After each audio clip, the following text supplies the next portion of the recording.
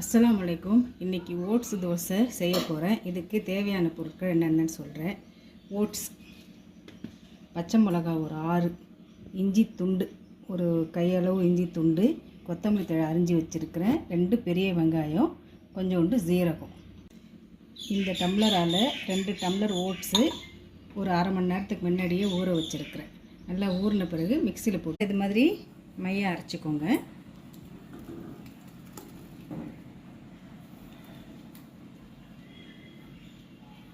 கொத்தமல்லி தழையும் போட்டு